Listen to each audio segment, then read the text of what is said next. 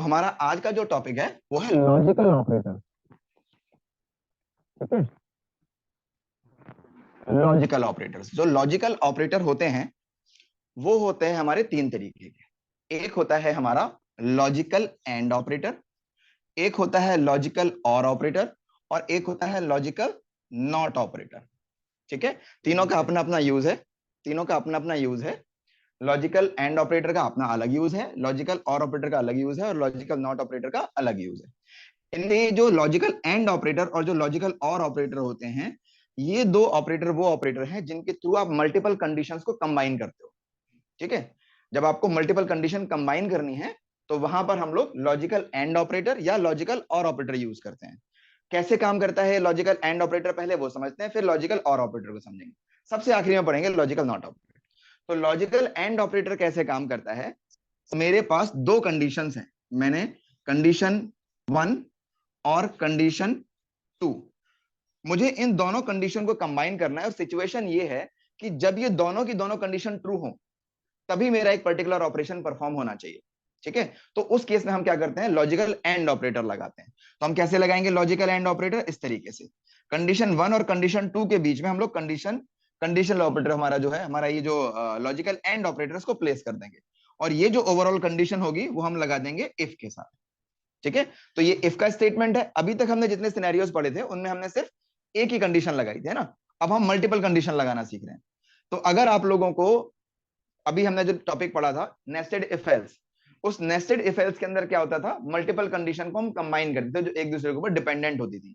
उसी तरीके से बिल्कुल हमारा जो है लॉजिकल एंड ऑपरेटर काम करता है। तो एक तरीके से ये कह सकते हो उसका अल्टरनेट भी है, ये एक अल्टरनेट ऑपरेशन है। ठीक है, जैसे हम लोग नेस्टेड इफ एल्स में क्या करते हैं, एक कंडीशन होती है, उसके अंदर दूसरी कंडीशन होती है, और कंडीशन 1 बाय 1 टेस्ट होती है। अगर दोनों कंडीशन ट्रू होती है तो एक्स ऑपरेशन होता है ना। अगर कंडीशन फॉल्स हो जाती है तो वाई ऑपरेशन होता है। इसी तरीके से यहां पर होता है। तो यहां पर क्या होगा, लॉजिकल एंड ऑपरेटर मैंने इफ के साथ लगाया और इसके साथ मैंने यहां पर लगाया एल्स। तो ये इफ है, ये एल्स है। अब यहां पर टोटल मेरे 4 कॉम्बिनेशन बनेंगे। कौन कौन से? पहला कॉम्बिनेशन, जब मेरी कंडीशन 1 ट्रू हो और कंडीशन 2 भी ट्रू हो। अगर कंडीशन 1 और कंडीशन 2 दोनों ट्रू हैं तो मेरा जो ओवरऑल आंसर आएगा वो आएगा ट्रू, यानी कि कुल मिलाकर सिंपल वर्ड्स में समझा तो इफ का स्टेटमेंट ब्लॉक चल जाएगा। दूसरी पॉसिबिलिटी ये हो सकती है कि अगर मेरी कंडीशन 1 ट्रू है और कंडीशन 2 फॉल्स है तो मेरा ओवरऑल आंसर जो आएगा वो फॉल्स आएगा, यानी कि ये इफ का स्टेटमेंट नहीं चलेगा, एल्स स्टेटमेंट चलेगा।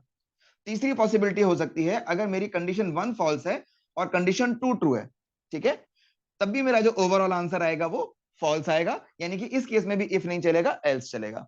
और चौथी और आखिरी पॉसिबिलिटी हो सकती है जब कंडीशन 1 और कंडीशन 2 दोनों ही फॉल्स हो। अगर दोनों फॉल्स होंगी तो उस केस में भी ओवरऑल आंसर फॉल्स आएगा।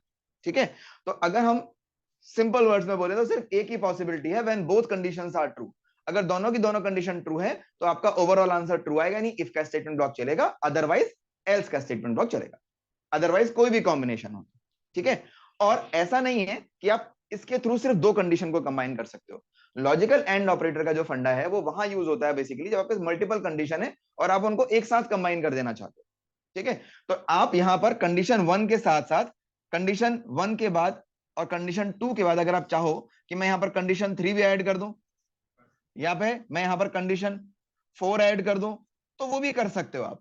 ठीक है, लेकिन यहां पर क्या होगा, यहां पर सेम फंडा रहेगा, when all conditions are true, यानी कि जब आपकी कंडीशन 1, कंडीशन 2, कंडीशन 3 और कंडीशन 4 सारी की सारी कंडीशंस एक साथ ट्रू होंगी, सिर्फ तभी आपका ओवरऑल आंसर ट्रू आएगा। अदरवाइज अगर इनमें से 3 भी ट्रू है और एक अकेली भी फॉल्स हो गई तब भी आंसर फॉल्स हो जाएगा ओवरऑल, और फाइनली एल्स जाकर के एग्जीक्यूट हो जाएगा।